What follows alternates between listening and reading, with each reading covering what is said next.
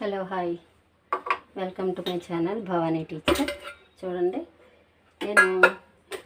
ఇడ్లీ నేను వేసే విధానం క్లియర్గా చూపిస్తాను. ఎందుకంటే నోటితో చెప్తున్నాను కానీ చాలామంది ఎలా కలుపుకోవాలో అనుకుని కాస్త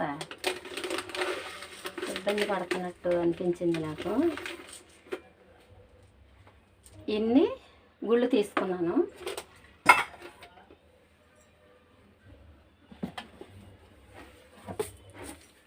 వాటి జతకి పొట్టు మినపప్పు ఇది కొంచెం వేస్తున్నాను పైన. కరెక్ట్గా కొలత అన్నమాట. చాలా బాగా వస్తాయి.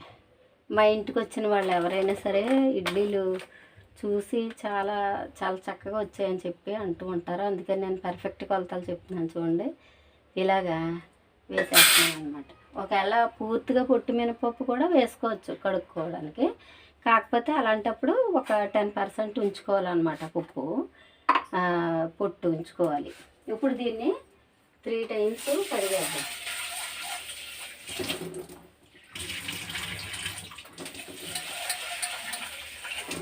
ఎందుకంటే చాలా ప్రదేశాల నుంచి మనకి దగ్గరికి వస్తుంది కాబట్టి దుమ్ము ధూళి ఏమి లేకుండా ఒక 3 times కడిగేసుకుని 4వసారి నీళ్లు పోసేసి, ఇప్పుడు టైము 5 అయిందనమాట. 5 o'clock అయింది ఈవినింగ్. కాబట్టి ఇప్పుడు నానబెడుతున్నాను. చాలా టేస్టీగా గుల్లగా తర్వాత చాలా రుచిగా కూడా ఉంటాయి ఈ పద్ధతిలో. అయిపోయింది కదా. పప్పు కడిగేసి నానబెట్టాను.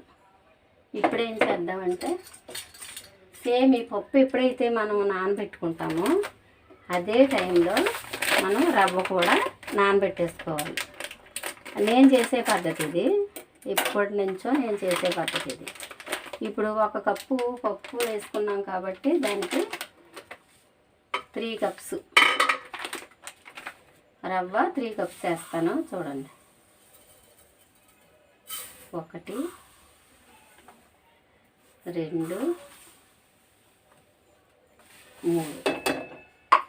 తర్వాత ఇది కూడా ఒక 3 times కడిగేసుకుని నానబెడదాం.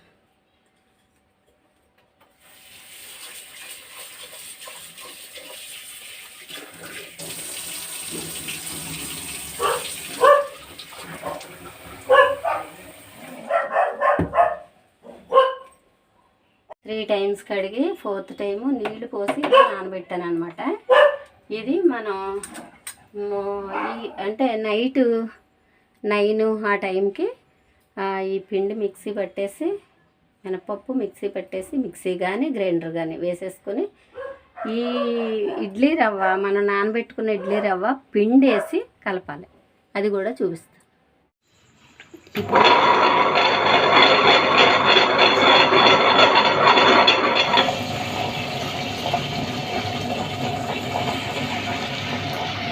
ఇడ్లీ కోసం నానబెట్టుకున్న మినపప్పు గ్రైండర్లో వేస్తున్నాను. ఇప్పుడు టైము 10 అయింది.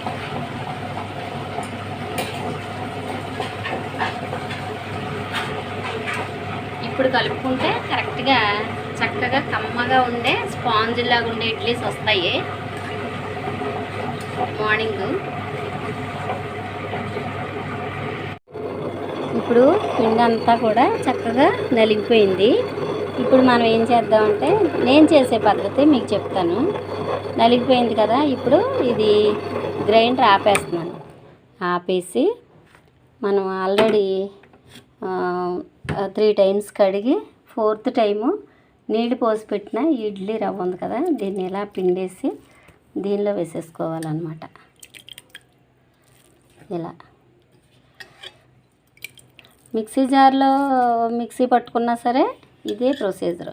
పిండి నలిగిపోయిన తర్వాత ఆ పిండిని ఏదైనా చిన్న డిష్లోకి తీసుకొని అప్పుడు మనం ఇడ్లీ రవ్వ ఇలాగ చక్కగా బాగా కడుక్కొని ఇలా గట్టిగా పిండాలి.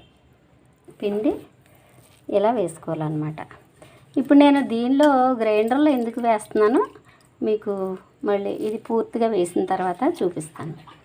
అంటే ఈ పిండి అంతా వేరే డిష్లోకి తీసుకుని ఈ రవ్వ కలపొచ్చు, బట్ నేను ఇలా ఎందుకు వేస్తున్నానో ఒకసారి చూపిస్తాను మీకు.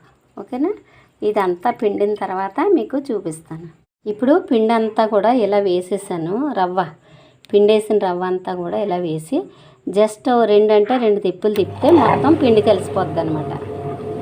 మనం ఎక్కువసేపు తిప్పక్కర్లేదు. ఒక 2 తిప్పులు తిప్పేసామంటే ఇప్పుడు మనం ఇది గ్రైండర్ ఆపేసి చక్కగా ఒక డిష్లోకి తీసేసుకుంటే ఇడ్లీ బ్యాటర్ తయారైపోతుంది. ఓకేనా? అంతే. ఇలా కలిసిపోయింది కదా, ఇదిగో చూడండి. ఇలా కలిసిపోయిన పిండిని ఒక డిష్లోకి తీసేసుకుంటున్నాను అనమాట. ఎందుకంటే మనం అది విడిగా కలపక్కర్లేకుండా చక్కగా గ్రైండరే బాగా కలిపేస్తుంది కాబట్టి ఇలా కలిపేస్తాను. నేను గ్రైండర్లో వేసి ఒక తిప్పేస్తాను అనమాట. ఓకేనా? ఈ పిండి అంతా తీసిన తర్వాత చూపిస్తాను. ఎక్కువసేపు అయితే తిప్పకూడదు. ఎందుకు అంటే రవ్వ మళ్ళీ మెత్తగా అయిపోద్ది కాబట్టి 2 తిప్పులు అంటే ఒక 2 టైమ్స్ తిప్పితే మనకి చక్కగా మినప్పిండిని ఇడ్లీ రవ్వ చక్కగా కలిసిపోద్ది అనమాట. చూడండి, ఇలాగా మనం కలిపినప్పుడు ఇలాగా ఫాస్ట్గా ఇలా పడిపోయేలా ఉండాలన్నమాట. చూసారా? ఇలా ఉండాలి పిండి. మనం రేపు మార్నింగ్ ఇడ్లీ వేసేటప్పుడు ఎలా ఉంటుందో చూద్దరు. కానీ ఈలోపు మనం చూడండి, దీనిపైన ఈ ఇడ్లీ బ్యాటర్కి సరిపడా ఉప్పు వేసాను అనమాట. వేసేసి దీనిపైన ఒక మూత పెట్టేసుకొని చూడండి, కింద ఒక ప్లేట్ పెట్టాను. ఎందుకు అంటే ఒకవేళ ఇది ఊరిన తర్వాత అంటే కొంచెం బాగా పొంగి కింద పడిపోయే టైం వస్తే ఈ ప్లేట్లో పడుతుంది అనమాట. అందుకని నేను కింద ప్లేట్ పెట్టాను, పైన ఇలా మూత పెట్టాను. రేపు మార్నింగ్ చూపిస్తాను ఇడ్లీ బ్యాటర్ ఎలా తయారైంది, ఇడ్లీలు ఎలా వచ్చాయి అనేది రేపు మార్నింగ్ చూపిస్తాను. నేను ఇడ్లీ రవ్వ కలిపిన టైం అనమాట నైట్ 10:30 అయింది. ఇప్పుడు చూడండి, మార్నింగ్కి ఇలా పొంగిందనమాట ఇడ్లీ పిండి. ఇప్పుడు ఇడ్లీ వేస్తాను. ఓకేనా? ఇప్పుడు నేను ఏం చేశానంటే దీనిలో ఇడ్లీ పాత్రలో ఒక 2 గ్లాసు వాటర్ వేసి పెట్టి స్టవ్ ఆన్ చేస్తున్నాను. ఇవి నీళ్ళు వేడెక్కుతూ ఉన్న టైంలో మనం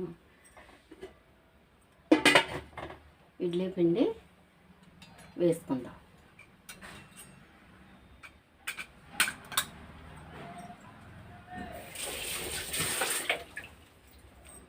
నైట్ ఉప్పేసి పెట్టాం కదా, ఈ ఉప్పేసి పైన ఉప్పు చల్లడం వల్ల ఇలా చక్కగా బాగా అది పులిసి ఉంటుంది అన్నమాట. చూడండి, ఇలా మనం రాత్రి ఎలా కలిపాము కొంచెం ఇలా. ఇప్పుడు ఏం చేయాలంటే దీనిలో ఒక్క నీళ్ళు చుక్క కూడా కలపకుండా అప్పుడు వేసుకోవాలన్నమాట. ఇప్పుడు ఇది రేకుని దీనిలో ఇలా పెట్టేసి యాజ్ ఇట్ ఈజ్గా ఇంకా నీళ్లు కలపకుండా మనం ఎలా ఉన్న పిండిని అలాగే వేసుకోవాలన్నమాట.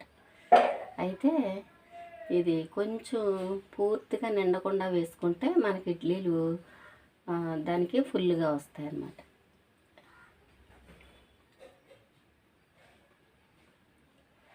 ఇలా బయట కూడా ట్రేలో పెట్టేసుకుని వేసుకోవచ్చు.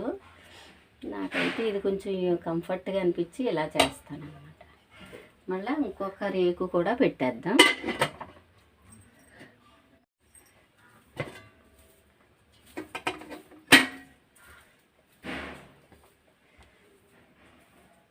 ఇలా వేసేసుకుంటే మనకి ఎంతో టేస్టీ చక్కగా ఎంతో స్మూత్గా ఉన్న ఇడ్లీ వస్తుంది. దీనిలో వాటర్ వేయకూడదు, గుర్తుపెట్టుకోండి. మార్నింగ్ మాత్రం ఇది పిండి ఎలాగొచ్చిందో మనకి అలాగే వేసుకోవాలి. ఉడికే టైంకి ఇవి సర్దుకుంటుంది అన్నమాట. అదే మనం ఎలా వేసినా కానీ ఉడికే టైంకి సర్దుకుంటుంది. అందుకని ఇలా వేసేసుకొని రేకు పెట్టేసుకొని ఒక 10 minutes మీరు అలా స్టవ్ మీద ఉంచి ఒక 10 నిమిషాల్లో మనకు చక్కటి స్మూత్గా ఉండే ఇడ్లీలు వస్తాయి. నేను చూపిస్తాను. ఇప్పుడు 10 మినిట్స్ అయ్యింది. చూడండి ఇడ్లీలు ఎలా వచ్చాయో అలా వస్తాయి అన్నమాట. అంటే మనం హాఫ్ వేస్తాం కదా, నేను నీళ్ళల్లో తడిపిన ఈ స్పూన్తో తీస్తున్నాను.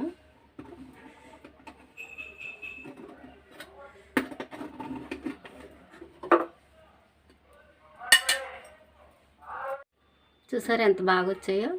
కొంతమంది మందంగా ఉంటే తినరు కదా, అలాగే మా ఇంట్లో కూడా ఎక్కువ మందంగా ఉంటే తినరు. అందుకని ఇలాగ హోటల్లో లాగా చక్కగా వేసాను. చూడండి ఇది ఇలా మనం ఎలా అంటే చాలా స్మూత్గా ఉంటుంది, చాలా టేస్టీగా కూడా ఉంటాయి. అంటే నైట్ ఉప్పు పైన చల్లి ఉంచాం కదా, అది చక్కగా ఊరి చాలా రుచిగా ఉంటాయి అన్నమాట. ఓకేనా, నేను ఇప్పుడు పల్లీ చట్నీతో సర్వ్ చేస్తాను.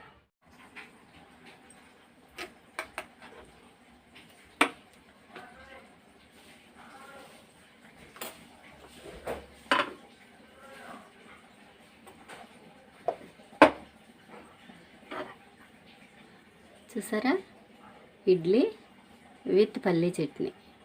ఓకే, చాలా టేస్ట్గా ఉంటుంది. ఒకసారి మీరు ఇలా ట్రై చేసి చూడండి.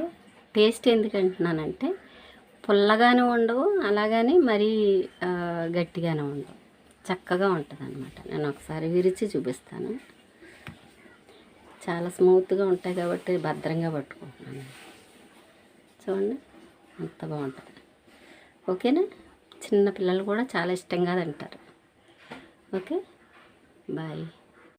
నేనైతే కంపల్సరీ ఇడ్లీ మీద నెయ్యి వేసుకుంటాను. వేడిగా ఉన్న ఇడ్లీల మీద నెయ్యి వేసుకుంటాను అన్నమాట. నాకు అలాగే ఇష్టం అవుతుంది.